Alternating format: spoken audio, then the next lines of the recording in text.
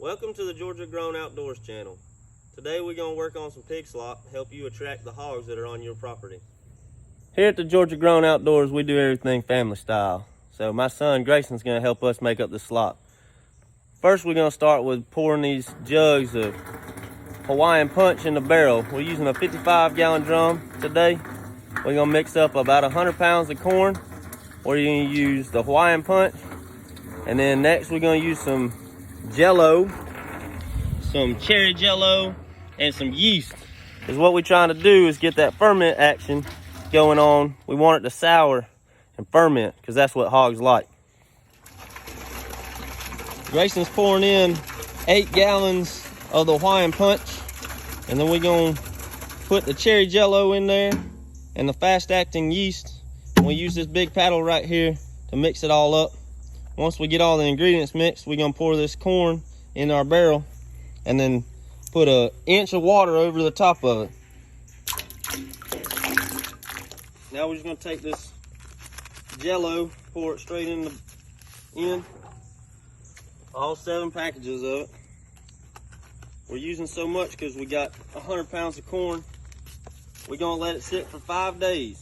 All you're gonna do is come back every day and make sure it's got an inch of water on the top of it, and it's going to ferment.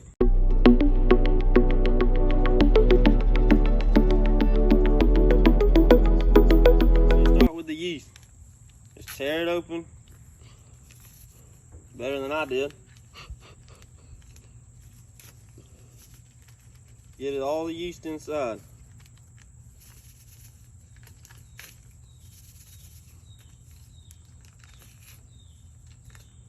The yeast is what's going to help ferment this.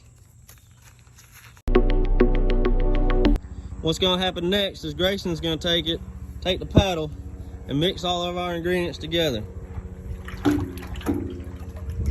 We're going to mix it all up, get all the yeast and the Jello mixed, scraping the bottom and the sides so we get it all thoroughly mixed, just like baking a nasty cake.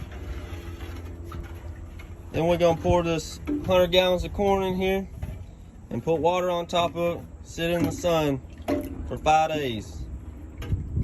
Every day checking the corn, making sure there's still water on top of the corn. As Grayson continues to mix up the yeast and gelatin and everything else mixed, we're gonna add corn.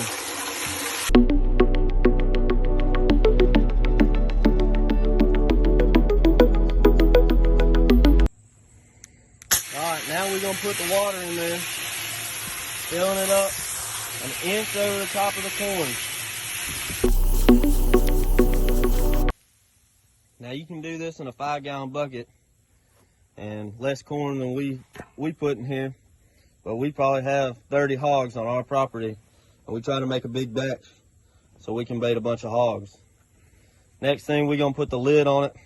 If you're using a smaller thing or using a 55-gallon drum, make sure you have some way to vent it as it sits in the sun. We have 2 vent caps on top of ours because if not, if you seal it up tight, it'll build up too much pressure and it'll blow up. So if you're using it in a 5-gallon bucket, like a Home Depot bucket, just don't put the lid on all the way. And this is it. You're just going to set it in the sun and let it bake. Check it every day. Leave it for 5 days.